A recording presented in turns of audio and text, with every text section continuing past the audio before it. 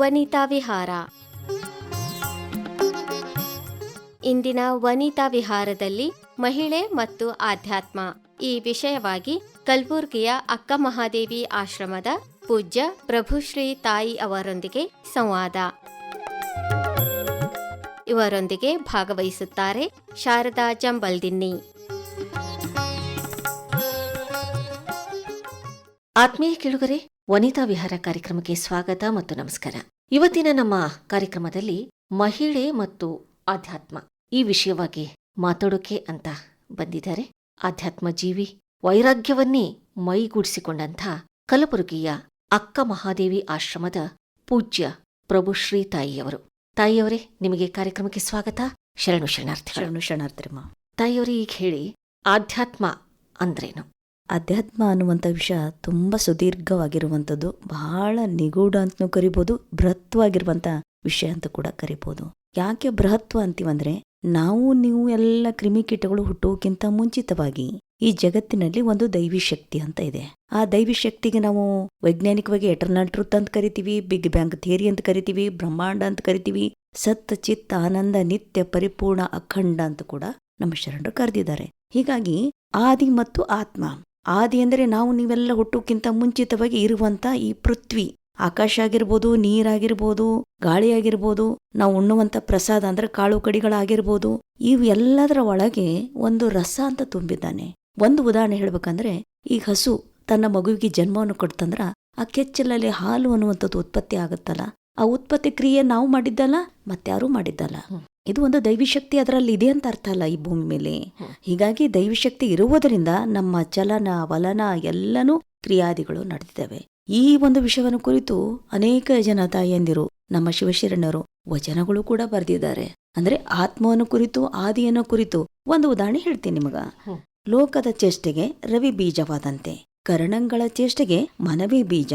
ಎನಗುಳ್ಳುದೊಂದು ಮನ, ಆ ಮನ ನಿಮ್ಮಲ್ಲಿ ಸಿಲುಕಿದ ಬಳಿಕ ನನಗೆ ಭವ ಉಂಟೆ ಚೆನ್ನ ಮಲ್ಲಿಕಾರ್ಜುನ ಅಂತ ಅಕ್ಕ ಹೇಳಿರ್ಬೇಕಾದ್ರೆ, ಲೋಕದ ಚೇಷ್ಟೆಗೆ ರವಿ ಬೀಜ ಅನ್ನುವಂಥ ಅರ್ಥ ಆಗ್ತದೆ ಇದು. ಅಂದ್ರೆ ಬೆಳಗಿನ ಜಾವ ನಾವೆಲ್ಲ ಏಳುವುಕ್ಕಿಂತ ಮುಂಚಿತವಾಗಿ ಹಕ್ಕಿ ಪಕ್ಷಿಗಳು ಬೆಳಗಿನ ಜಾವ 4 ಗಂಟೆಯಿಂದ ಶುರು ಮಾಡ್ತಾವ. ಕೋಳಿ ಕೂಗೋದು ಅಂತ ಕರಿತೀವಿ, ಊರ ನವಿಲು ಕೂಗದ ಮುನ್ನ ಅಂತ ಕರಿತೀವಿ.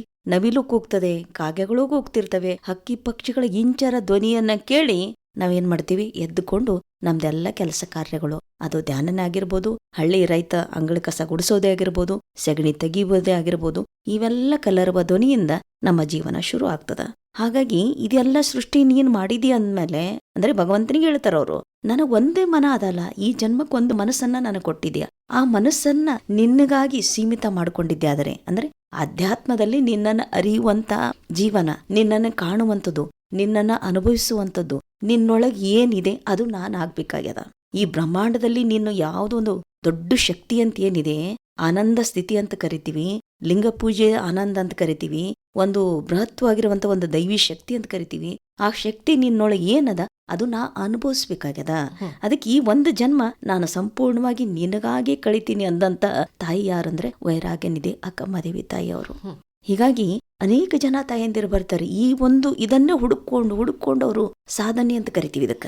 ಈ ಸಾಧನೆ ಮಾಡುವುದು ವೈರಾಗ್ಯವನ್ನ ತಾಳಿ, ಈ ಜನ್ಮವೇ ನಿನಗಾಗಿ ಮೀಸಲು ಅಂತಿಕೊಂಡು ವೈರಾಗ್ಯವನ್ನ ತಾಳಿ ಅಪ್ಪಟ್ಟ ಚಿರಂಜೀವಿಯಾಗಿ ಅಧ್ಯಾತ್ಮ ಜೀವನ ನಡೆಸಿದಂತ ಅನೇಕ ತಾಯಂದಿರು ಸಿಗ್ತಾರೆ.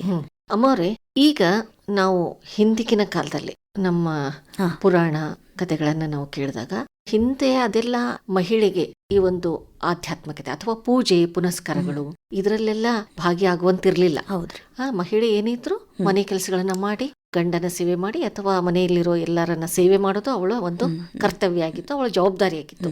ಆದ್ರೆ ಮಹಿಳೆಗೊಂದು ಆಧ್ಯಾತ್ಮ ಜೀವಿ ಆಗುವಂತ ಕಥೆಗಳನ್ನಾಗ್ಲಿ ಇದು ಆಗ್ಲಿ ನಾವು ನೋಡಿದ್ದು 12ನೇ ಶತಮಾನ ನಂತರ.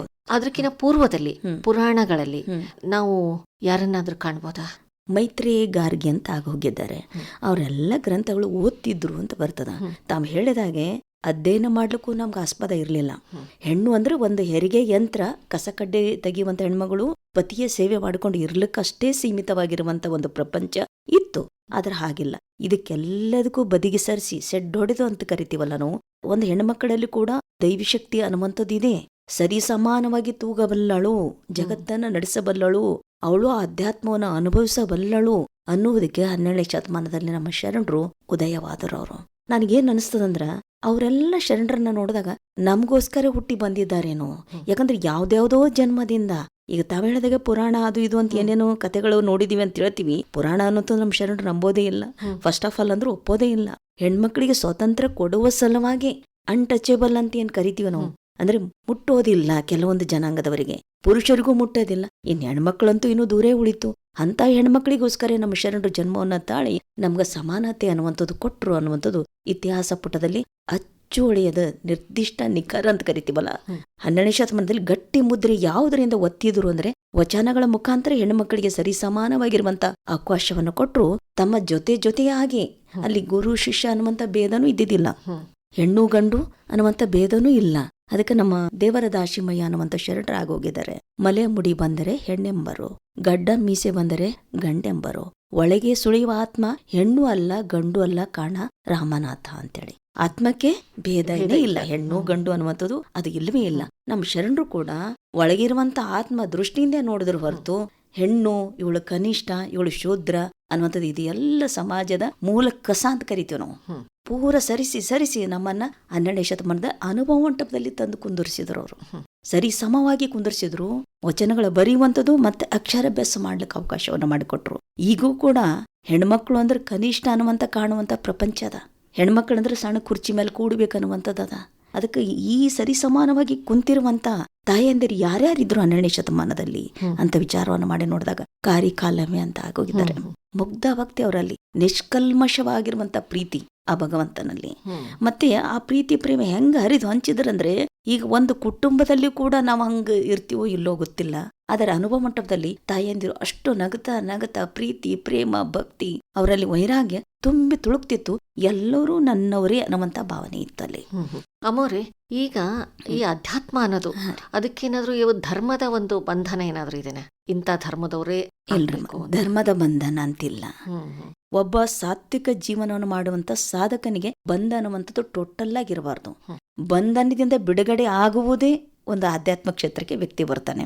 ಅಂದ್ರೆ ಕಟ್ಟುನಿಟ್ಟುಗಳು ಬೇಡ, ನನಗ ಬೇಕು ಬೇಡೆಂಬ ಆಸೆಗಳು ಬೇಡ, ನಾನು ನೀನು ಅನ್ನುವಂಥದ್ದು ಬೇಡ, ಹೆಣ್ಣು ಗಂಡು ಅನ್ನುವಂಥದ್ದು ಮೊದಲೇ ಬೇಡ ಅಂತಾರೆ ನಮ್ಮ ಶರಣರು. ಬಂಧನಕ್ಕೆ ಅವಕಾಶವೇ ಇಲ್ಲ ನಮ್ಮಲ್ಲಿ.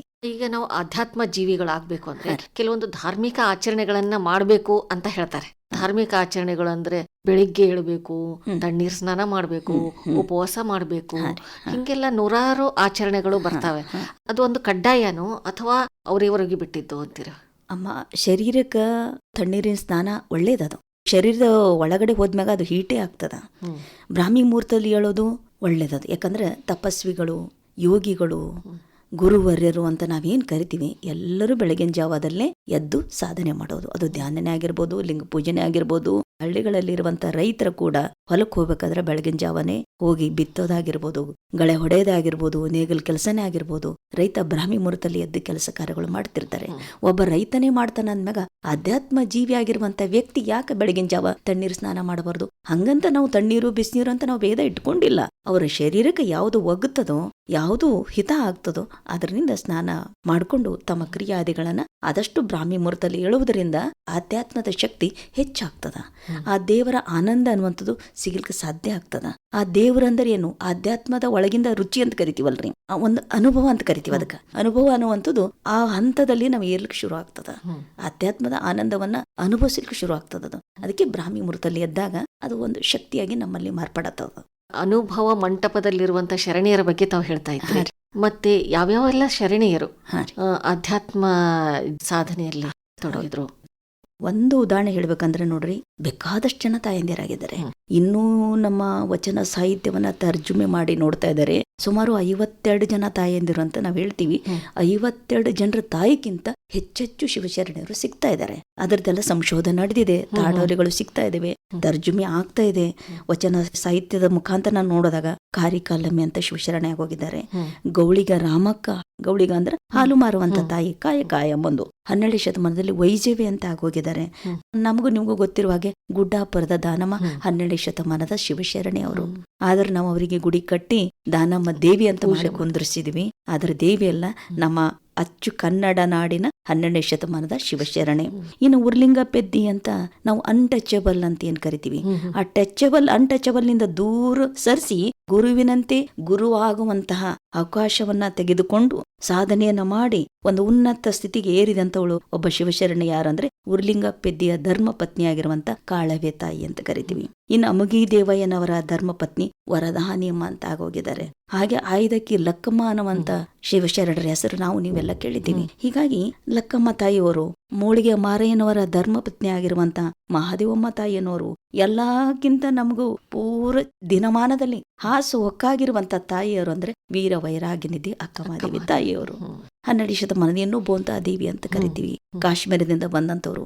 ಹೀಗೆ ಒಬ್ಬರ ಇಬ್ಬರ ನಮ್ಮ ಶರಣೆಯರು ಹೆಸರು ಹೇಳ್ತಾ ಹೋದಾಗ ಕಸ ಹೊಡೆಯುವ ಸತ್ಯಕ್ಕ ಅಂತ ಕರಿತೀವಿ. ಅನೇಕ ತಾಯಂದ್ರು ಈ ಆಧ್ಯಾತ್ಮ ಕ್ಷೇತ್ರದಲ್ಲಿ ಅನುಭವ ಮಂಟಪದಲ್ಲಿ ಇದ್ದುಕೊಂಡು ಸಾಧನೆಯನ್ನು ಮಾಡಿ ಬಯಲಿನಿಂದ ಬಯಲಲ್ಲಿ ಬೆರೆತಂತವ್ರು. ಬಯಲು ಅಂದ್ರೆ ಏನು ಅನ್ನುವಂಥದ್ದು ತಾವೇ ಅನುಭವಿಸಿ ಈ ಬಯಲಲ್ಲೇ ಹುಟ್ಟಿ ಬಯಲಲ್ಲಿ ಸಾಧನೆಯನ್ನು ಮಾಡಿ ಆ ಬಯಲು ಅನ್ನುವಂಥ ನಿಲುವು ಹೇಗಿದೆ ಅಂತ ಆ ಆನಂದ ಕೇಳಿದು ಅದರಲ್ಲೇ ಲಿಂಗೈಕ್ಯ ಆದಂತವ್ರು ಬೇಕಾದಷ್ಟು ಜನ ಇದ್ದಾರೆ. ಅಂದ್ರೆ ಎಲ್ಲಾ ಶರಣೆಯರು ತಮ್ಮ ಕಾಯಕದ ಜೊತೆಯಲ್ಲೇ ಈ ಪೂಜೆಯಲ್ಲಿ ಲಿಂಗಾಂಗ ಯೋಗ ಅಂತ ಹೇಳ್ತೀರಿ ಅದನ್ನ ಮಾಡ್ತಾ ಬಂದ್ರು. ಅದನ್ನ ಮಾಡ್ಬೇಕಾದ್ರೆ ಮಾರ್ಗದರ್ಶನ ಅಂತ ಬೇಕಿತ್ತಲ್ಲ. ಹೌದ್ರಿ, ಗುರು ಇಲ್ಲದೆ ನಾವು ಏನನ್ನು ಮಾಡ್ಲಿಕ್ಕೆ ಸಾಧ್ಯ ಇಲ್ಲ ಅಂತ. ಮಾರ್ಗದರ್ಶಕರಾಗಿ ನಿಂತವ್ರು ಅಂತಂದ್ರೆ ಯಾರು? 12ನೇ ಶತಮಾನದಲ್ಲಿ ಅಪ್ಪ ಗುರು ಬಸವಣ್ಣನವರು ಅಂತ ಕರಿತೀವಿ. ಬಸವಣ್ಣನವರು ನಮಗೂ ನಿಮಗೂ ಆ ಜಗದಲ್ಲಿ ಏನೇನ್ ಯಾರ್ಯಾರು ಇದ್ರು ಬಸವಣ್ಣ ಅನ್ನುವಂತ ಒಂದು ಶಕ್ತಿ ಎಲ್ಲರಿಗೂ ಸರಿ ಸಮಾನವಾಗಿ ಶಿಕ್ಷಣವನ್ನು ಕೊಟ್ಟವರು, ಆಧ್ಯಾತ್ಮ ಸಾಧನೆಯನ್ನು ಕೊಟ್ಟವರು. ಒಬ್ಬ ಗುರು ಅಂತ ಕರಿತೀವಿ, ಅವರಲ್ಲೇ ಒಂದು ದೈವಿ ಶಕ್ತಿ ಇತ್ತು. ಮೊದಲನೇದಾಗಿ ಈ ಜಗತ್ತಿಗಾಗಿ ಹುಟ್ಟಿ ಬಂದಂತವ್ರು ಅವರು. ಅದಕ್ಕೆ ನನಗೆ ಗುರು ನಿಮಗೆ ಗುರು ಜಗವೆಲ್ಲಕ್ಕೂ ಗುರು ಕಾಣ ಅಂತ ಶರಣರು ಹೇಳ್ತಾರೆ. ನನಗೂ ಗುರು ನಿಮಗೂ ಗುರು ಇಡೀ ಜಗತ್ತಿಗೆಲ್ಲ ಗುರು ಆದಂತವ್ರು.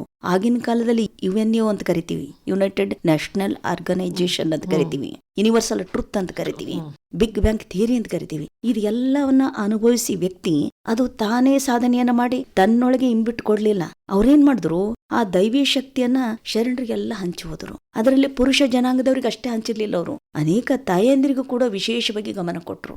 ಅವರ ಸ್ವಂತ ಅಕ್ಕಳಿಗೂ ಕೂಡ, ಅಕ್ಕನಾಗಾಯಿ ಅಂತ ಆಗೋಗಿದ್ದಾರೆ, ಅಕ್ಕಳಿಗೂ ಸರಿಸಮಾನವಾಗಿರುವಂತ ಅವಕಾಶವನ್ನು ಕೊಟ್ರು. ಅಕ್ಕಮಹಾದೇವಿ ತಾಯಿಯವರಿಗೂ ಸರಿಸಮಾನವಾಗಿರುವಂತ ಅವಕಾಶವನ್ನು ಕೊಟ್ರು. ಈಗ ವೈಜವ್ಯ ಅಂತ ಕರಿತೀವಿ, ಅವ್ರು ಯಾವ್ದು ಧರ್ಮ ಅಂತ ನೋಡ್ಲಿಲ್ಲ, ಜಾತಿ ಅಂತ ನೋಡ್ಲಿಲ್ಲ, ಅವ್ರು ಕನಿಷ್ಠ ಅಂತ ನೋಡ್ಲಿಲ್ಲ. ಅವ್ರಿಗೆ ಬಂದಂತವ್ರಿಗೆಲ್ಲರಿಗೂ ಲಿಂಗ ದೀಕ್ಷೆಯನ್ನ ಕೊಟ್ಟು ಸಾಧನೆಗೆ ಹಚ್ಚಿ ಬ್ರಾಹ್ಮಿ ಮುಹೂರ್ತದಲ್ಲಿ ಎದ್ದು ಎಲ್ಲಾ ಶರಣರ ಅನುಭವ ಮಂಟಪದಲ್ಲಿ ಪಾಲ್ಗೊಳ್ಳುವ ಹಾಗೆ ಮಾಡಿದ್ರು. ಈಗ ಹೊರಗಡೆ ನಾವು ಪುರುಷರಷ್ಟೇ ಒಂದು ಜಾಗದಲ್ಲಿ ಕೂಡ್ತಾರಪ್ಪ, ಅವರಿಗೋಸ್ಕರ ಅಷ್ಟೇ ಅಧ್ಯಾತ್ಮ ಶಿಕ್ಷಣ ಅನ್ನುವಂಥದ್ದು ಕೇಳಿದ್ದೀವಿ.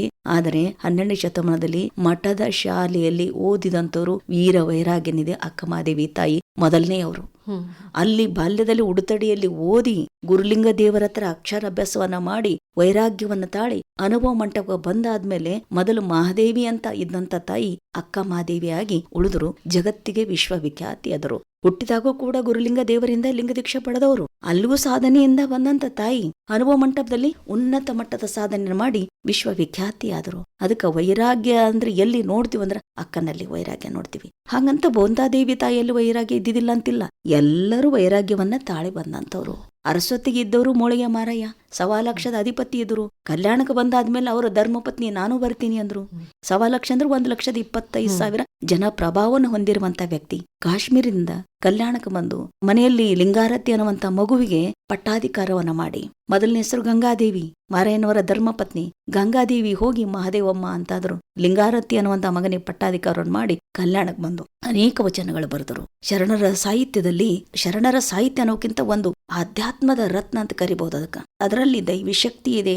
ಜೀವನದ ಆಸೆ ಆಕಾಂಕ್ಷೆಗಳು ಹೇಗಿರ್ಬೇಕು, ಏನು ಮಾಡಬೇಕು, ಯಾವ ಸಾಧನೆ ಮಾಡಿದರು, ಗುರು ಅಂದ್ರೆ ಏನು, ಲಿಂಗ ಅಂದ್ರೆ ಏನು, ಜಂಗಮ ಅಂದ್ರೆ ಏನು, ಪ್ರತಿ ಒಂದು ಶಬ್ದಕ್ಕೂ ಕೂಡ ಅರ್ಥ ಸಿಗುತ್ತೆ. ಒಂದು ಶರಣರ ಸಾಹಿತ್ಯದಲ್ಲಿ ಮಹಿಳಾ ಸಮಾನತೆಯನ್ನು ಕುರಿತು ಸಿಗ್ತದ, ಆಧ್ಯಾತ್ಮವನ್ನು ಕುರಿತು ಸಿಗ್ತದ, ಹೆಣ್ಣು ಲಿಂಗವಾಗಬಲ್ಲೆ, ಜಂಗಮವಾಗಬಲ್ಲೆ, ಮಾತನಾಡುವ ದೇವರಾಗಬಲ್ಲೆ ಅನ್ನುವಂಥದ್ದು ಕರುಣಿಸಿದಂಥವ್ರು ಯಾರು ಅಂದ್ರೆ ನಮ್ಮ ಶರಣರು.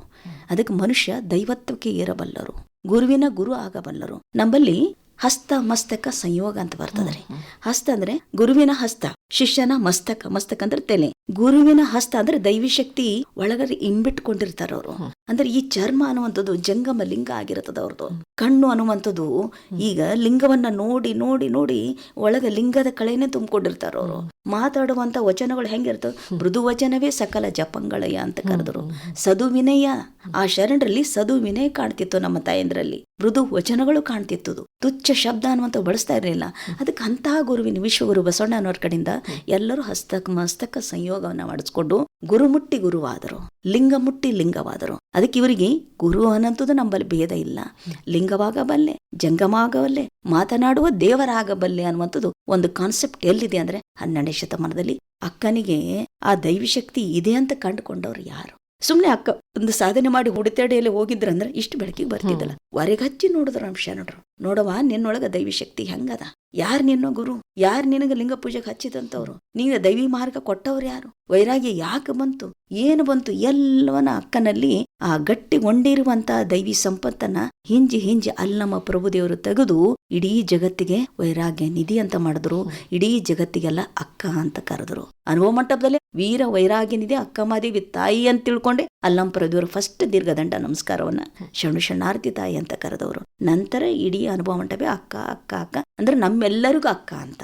ನಮ್ಮ ಅನುಭವ ಮಂಟಪದ ಸಾಧನೆಯಲ್ಲಿ ಎಡರು ತೊಡರುಗಳು ಆಗಿದ್ರು ಕೂಡ ಅದನ್ನ ಕಂಡು ಹಿಡಿದು ತಾಯಿ ನಮ್ಮನ್ನ ಉನ್ನತ ಮಟ್ಟಕ್ಕೆ ಬೆಳೆಸುವಂತ ಶಕ್ತಿ ನಿಮ್ಮಲ್ಲಿದೆ ಅಂತ ದೈವಿ ಶಕ್ತಿ ಕಂಡುಕೊಂಡಂತ ತಾಯಿ ಅಂದ್ರೆ ಅಲ್ಲಿ ಹೇಗಿತ್ತಂದ್ರೆ ನೋಡ್ರಿ, ಅನುಭವ ಮಟ್ಟದಲ್ಲಿ ಕಿಂಕರತ್ವ ಇತ್ತು. ಅಲ್ಲಿ ಯಾರೂ ದೊಡ್ಡವರು ಅಂತ ಇರ್ಲೇ ಇಲ್ಲ, ಸಣ್ಣವರು ಇಲ್ಲ, ದೊಡ್ಡವರು ಇಲ್ಲ, ಗುರು ಶಿಷ್ಯ ಮೊದಲೇ ಇಲ್ಲ, ಆ ಜಾತಿ ಈ ಜಾತಿ ಅನ್ನುವಂಥದ್ದು ಇಲ್ವೇ ಇಲ್ಲ, ಹೆಣ್ಣು ಗಂಡು ಅನ್ನುವಂಥದ್ದು ಇಲ್ವೇ ಇಲ್ಲ. ಹೀಗಾಗಿ ಎಲ್ಲಾ ತಾಯಿಯಂದ್ರು ಯಾಕೆ 12ನೇ ಶತಮಾನದಲ್ಲಿ ಅನೇಕ ತಾಯಂದ್ರು ಬಂದು ಅನುಭವ ಮಂಟಪದಲ್ಲಿ ಉಳಿದುಕೊಂಡು ಅವತ್ತಾಗಿರುವಂತ ಒಂದು ಶರಣರ ಬಳಗ ಇವತ್ತು ಸಿಗಲಿಕ್ಕೆ ಸಾಧ್ಯನೇ ಇಲ್ಲ ಅಂತ ಹೇಳ್ಬಹುದು.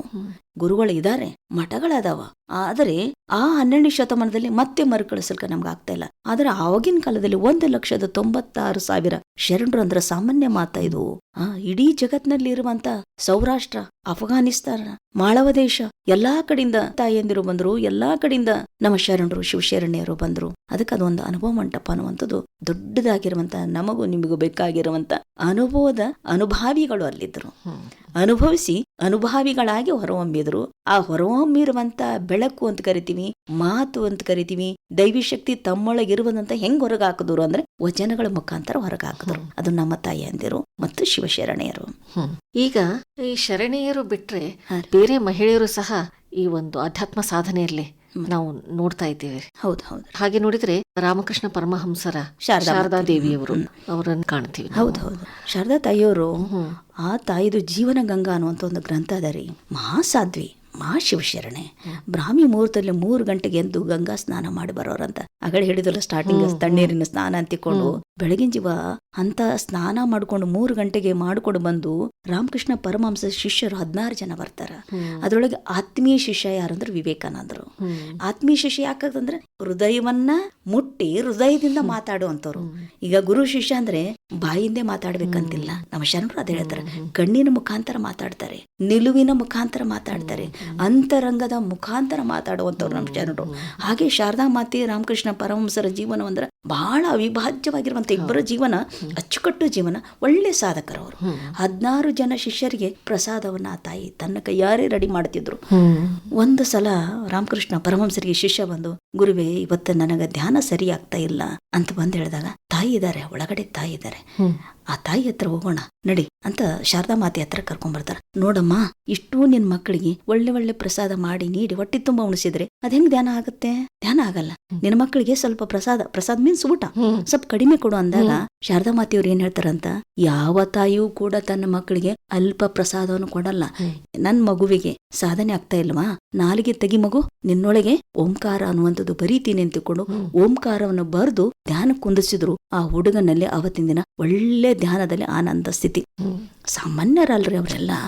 ಅವರು ನಮಗಾಗಿ ಹುಟ್ಟಿದಂಥವ್ರು ಅವರೆಲ್ಲ. ಅಂದ್ರೆ ಜೀವನ ಅಂದ್ರೆ ಏನು, ಅಧ್ಯಾತ್ಮ ಅಂದ್ರೆ ಏನು, ಯಾಕೆ ಬಂದಿವಿ, ಬಂದಾದ್ಮೇಲೆ ಏನ್ ಮಾಡ್ಬೇಕಾಗ್ಯದ, ನಾವು ಏನ್ ಮಾಡಿ ಇಲ್ಲಿಂದ ಏನು ತಗೊಂಡು ಹೋಗ್ಬೇಕಾಗ್ಯದ, ಇದೇ ಜೀವನದ ಮರ್ಮ.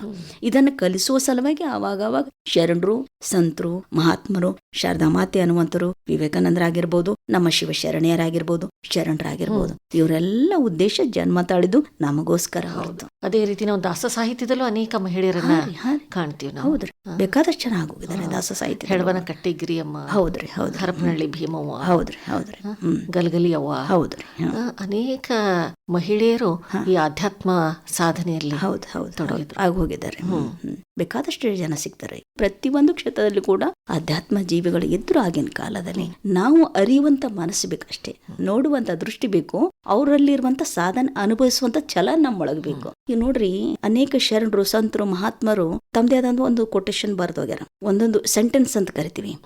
ಆ ಸೆಂಟೆನ್ಸ್ ಯಾವ ಕ್ಷೇತ್ರದಲ್ಲಿ ಕುಂತು ಓದಿ ನೋಡಿದಾಗ ಅದು 12ನೇ ಶತಮಾನದಕ್ಕಿಂತ ಮೊದಲೇ ಆಗಿರ್ಬೋದು, ಈಗಿನವ್ರು ಬರ್ದವ್ರೇ ಆಗಿರ್ಬೋದು, ಅನುಭವ ಒಂದೇ ಇರ್ತದ ಒಳ. ನ ಕೊಯ್ ಇಸ್ಲಾಂ ಹೋಕರ್ ನ ಪೈದಾ ಹುವಾ, ನ ಕೊಯ್ ಹಿಂದೂ ಹೋಕರ್ ನ ಪೈದಾ ಹುವಾ, ಸಬಿ ಮಾನವ್ ಹೋಕರ್ ಹಿ ಪೈದಾ ಹುವಾ ಅಂತ ಗುರುನಾನಕರ್ ಹೇಳಿದ್ರು. ಅದೇ ನಮ್ಮ ಶರಣರು ಇವನಾರವ. ಅದು ಗುರುನಾನಕರ್ ಬರ್ದಿದ್ದು ಒಂದು ಇತಿಹಾಸ ಪುಟದಲ್ಲಿ ಉಳಿತು. ನಮ್ಮ ಶರಣರು ಬರ್ದಿರೋಂಥ ವಚನ ಕೂಡ ಇತಿಹಾಸ ಪುಟದಲ್ಲಿ ಉಳಿತು. ಅಂದ್ರೆ ಇವರ ಮನಸ್ಸಿನ ಭಾವನೆಗಳು, ವಿಚಾರಗಳು ಅವು ಜಗತ್ತಿಗೆ ಸ್ಪಂದಿಸುವಂತವು, ಜಗತ್ತು ಯಾವ ಕಾಲದಲ್ಲೂ ಕೂಡ ಅನುಸರಿಸುವಂತ ವಚನಗಳು ಬರ್ದಿಟ್ಟು ಹೋದ್ರು. ವಾಕ್ಯಗಳು ಅಂತ ಕರಿತೀವಿ, ಸೆಂಟೆನ್ಸ್ ಅಂತ ಕರಿತೀವಿ. ಇಡೀ ಜಗತ್ತೇ ಪಾಲಿಸುವಂತದ್ದು ಸ್ಲೋಗನ್ಗಳನ್ನ ಬರ್ದಿಟ್ಟು ಹೋದ್ರು. ಅದು ನಮ್ಮ ಶರಣರಲ್ಲಿ ವಚನಗಳು ಅಂತ ನಾವು ಕರಿತೀವಿ. ಅಮ್ಮವ್ರೆ, ಈಗ ಕೊನೆಯದಾಗಿ ಒಂದು ಪ್ರಶ್ನೆಯನ್ನ ಕೇಳ ಬಯಸ್ತೀನಿ. ತಾವು ಒಂದು ಈ ವೈರಾಗ್ಯವನ್ನ ತಾಳಿ ಈ ಆಧ್ಯಾತ್ಮ ಸಾಧನೆಗೆ ತೊಡಕೊಂಡಿರಿ, ಇದು ಯಾಕೆ? ನಮ್ಮ ಮನೆಯಲ್ಲಿ ಸ್ವಲ್ಪ ಗುರು, ಲಿಂಗ ಪೂಜೆ, ದಾಸೋಹ ಪರಂಪರೆ ಇತ್ತು ಬಾಲ್ಯದಿಂದ. ಅದು ತಂದೆ ತಾಯಿ ಮಾಡುವಂತ ಲಿಂಗ ಪೂಜೆ ಚಿಕ್ಕವಳಿದ್ದಾಗ ನೋಡ್ತಿದ್ದೆ. ನನಗಿನ್ನೂ ದೀಕ್ಷೆ ಕೂಡ ಆಗಿದ್ದಿಲ್ಲ. ಆದ್ರೆ ನಾವು ಹುಟ್ಟಿದಾಗ ಪೀಠ ಲಿಂಗಗಳು ಅಂತ ಇರ್ತಾವಲ್ಲ, ತೊಟ್ಟಲ್ಕ ಲಿಂಗ ಕಟ್ಟೋದಂತ ಪೀಠ ಲಿಂಗಗಳು, ವಿಭೂತಿ ಬಟ್ಲಲ್ಲಿ ನಮ್ದೆಲ್ಲರದು ಪೀಠ ಲಿಂಗಗಳು ಒಂದೊಂದಿದ್ದು. ನನ್ನ ಬಾಲ್ಯದಿದ್ದಾಗೆ ನಮ್ಮ ತಾಯಿ ಲಿಂಗ ಪೂಜೆ ಮಾಡೋದನ್ನ ನೋಡ್ತಿದ್ದೆ, ತಂದೆ ಲಿಂಗ ಪೂಜೆ ಮಾಡೋದನ್ನ ನೋಡ್ತಿದ್ದ. ಆ ಪೀಠ ಲಿಂಗ ತಗೊಂಡು ನಾನು ಲಿಂಗ ಪೂಜೆ ಮಾಡ್ಕೋತಿದ್ದೆ ದೇವ್ರ ಕೋಣೆಯಲ್ಲಿ ಹೋಗಿ. ಶಾಲೆ ರಜೆ ಅಂತ ಬರ್ತದಲ್ಲ, ರಜೆಗೆ ಹೋದಾಗೆಲ್ಲ ಪೀಠ ಲಿಂಗ ತಗೊಂಡು ಲಿಂಗ ಪೂಜೆ ಮಾಡ್ಕೊಳ್ಳೋದು. ನಮ್ಮ ತಾಯಿಯವರು ಅಚ್ಚುಕಟ್ಟು ಲಿಂಗ ಪೂಜೆ ಮಾಡ್ಕೊಳ್ಳೋರು. ಅವ್ರದ್ದು ಮನಸಾರೆ ನೋಡ್ತಿದ್ದೆ, ಖುದ್ದು ಅವರು ಮೆಡಿಟೇಷನ್ ಮಾಡುವಂಥದ್ದು, ಲಿಂಗ ಪೂಜೆ ಮಾಡುವಂಥದ್ದು, ವಿಭೂತಿ ಧಾರಣೆ ಮಾಡುವಂಥದ್ದು, ಕೂರ್ಮ ಮುದ್ರೆಯಲ್ಲಿ ಲಿಂಗ ಹಿಡಿಯುವಂಥದ್ದಾಗಿರ್ಬೋದು, ಲಿಂಗ ಯಾವ ರೀತಿ ಎಷ್ಟು ಎತ್ತರದಲ್ಲಿ ಹಿಡಿಬೇಕು ಅನ್ನುವಂಥದ್ದು ಅಬ್ಸರ್ವ್ ಮಾಡಿ ಮಾಡಿ ನನಗದು ಬಂದ್ಬಿಟ್ಟದ. ಅದಕ್ಕೆ ನೂಲಿನಂತೆ ಬಟ್ಟೆ, ತಂದೆ ತಾಯಿ ಅಂತೆ ಮಕ್ಕಳು ಅಂತ ಕರೀತಾರಲ್ಲ, ಅವ್ರದ್ದೊಂದು ಬಳುವಳಿ ಅಂತ ಕರಿತೀವಿ, ಅವರ ಚಟುವಟಿಕೆಗಳು ಅಂತ ಕರಿತೀವಿ, ಅವರ ಆಚರಣೆಗಳು ನನ್ನೊಳಗೆ ಬಂದು ನನಗೇನ್ ಅನಿಸ್ತು, ಇದು ಜೀವನ. ಅಕ್ಕನವರು ಒಂದು ಸಂದೇಶವನ್ನ ಕೊಟ್ಟಾರ. ಎಂತ ಸಂದೇಶ ಅಂದ್ರೆ, ಇಡೀ ಜಗತ್ತು ಕೊನೆಯವರೆಗೂ ನಿನ್ನನ್ನ ನೀ ನೋಡ್ಕೋಪ್ಪ ಅಂದಂಗಿದು.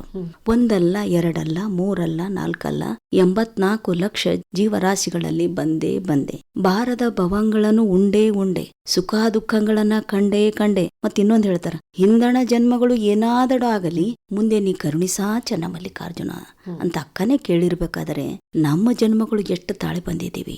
ಈ ಮನುಷ್ಯ ಜನ್ಮ ಕೊನೆಗೆ ಬಂದಿವಲ್ಲ, ಆಧ್ಯಾತ್ಮಿಕತೆಯನ್ನ ಅನುಭವಿಸ್ಬೇಕಂತೆ ಅಕ್ಕ ಹೇಳಿದ್ದು. ಇದು ಬರೀ ಓದೋದು, ದುಡಿಯೋದು, ಮದುವೆ ಮಾಡ್ಕೊಳ್ಳೋದು, ಎಲ್ಲರ ಹಾಗೆ ನಾವು ಮಕ್ಕಳ ಮರಿಗಳನ್ನು ಮಾಡ್ಕೊಂಡು ಹೋಗೋದು ಬೇಡ. ನಂದು ಒಂದು ಜನ್ಮ ಸಾರ್ಥಕ ಆಗಲಿ, ಈ ಆಧ್ಯಾತ್ಮಕ್ಕಾಗಿ ಈ ಒಂದು ಜನ್ಮ ಮುಡುಪಾಗಿಡೋಣ ಅಂತ ನಾ ವೈರಾಗ್ಯವನ್ನ ತಾಳೆ ಸುಮಾರು 2 ವರ್ಷದವರೆಗೂ ನಾ ಇದ್ದೀನೋ ಅನ್ನುವಂಥದ್ದು ಗೊತ್ತಿರಲಿಲ್ಲ. ಅಂತಂದೆ ತಾಯಿಗೆ ಸದ್ಯನೂ ಅಂತೂ ಗೊತ್ತಿರಲಿಲ್ಲ. ಹುಡುಕೋದಾದ್ಮೇಲೆ ಯಾವುದೋ ಒಬ್ಬ ಗುರುವಿನ ಆಶೀರ್ವಾದದಿಂದ ನಾನು ಮತ್ತೆ ಅವ್ರಿಗೆ ಸಿಕ್ಕಾದ್ಮೇಲೆ ನನ್ನ ಜೀವನ ನನಗೋಸ್ಕರ ನನಗಾಗಿ ಬಿಟ್ಕೊಟ್ಟಿದ್ದಾರೆ ಇವಾಗ. ಆಯ್ತು ಅಮ್ಮವ್ರೆ, ಇದುವರೆಗೂ ಮಹಿಳೆ ಮತ್ತು ಆಧ್ಯಾತ್ಮ ಅನ್ನೋ ವಿಷಯದ ಬಗ್ಗೆ ಸಾಕಷ್ಟು ವಿಷಯಗಳನ್ನ ನಮ್ಮ ಕೇಳುಗರಿಗೆ ತಿಳಿಸಿಕೊಟ್ರಿ. ತಾವು ಇಲ್ಲಿವರೆಗೂ ಬಂದು ತಮ್ಮ ಒಂದು ಆಶೀರ್ವಾದ ನುಡಿಗಳನ್ನ ಹೇಳಿದ್ದಕ್ಕೆ ತಮಗೆ ಹೃತ್ಪೂರ್ವಕ ಧನ್ಯವಾದಗಳು. ನಮಸ್ಕಾರ. ಶರಣಾರ್ಥಿರುವ. ಇದುವರೆಗೆ ಮಹಿಳೆ ಮತ್ತು ಆಧ್ಯಾತ್ಮ ಈ ವಿಷಯವಾಗಿ ಕಲಬುರ್ಗಿಯ ಅಕ್ಕ ಮಹಾದೇವಿ ಆಶ್ರಮದ ಪೂಜ್ಯ ಪ್ರಭುಶ್ರೀ ತಾಯಿ ಅವರೊಂದಿಗೆ ಸಂವಾದ ಕೇಳಿದಿರಿ. ಇವರೊಂದಿಗೆ ಭಾಗವಹಿಸಿದವರು ಶಾರದಾ ಜಂಬಲ್ದಿನ್ನಿ. ಸಂಕಲನ ಮಲ್ಲಮ್ಮ ಟಿ ಬುಳ್ಳ. ನಿರ್ಮಾಣ ಬಿ ಸಿದ್ದಣ್ಣ. ವನಿತಾ ವಿಹಾರ ಕಾರ್ಯಕ್ರಮ ಬಿತ್ತರವಾಯಿತು. ಇದು ಆಕಾಶವಾಣಿ ಕಲಬುರ್ಗಿ ಕೇಂದ್ರದ ಕೊಡುಗೆ.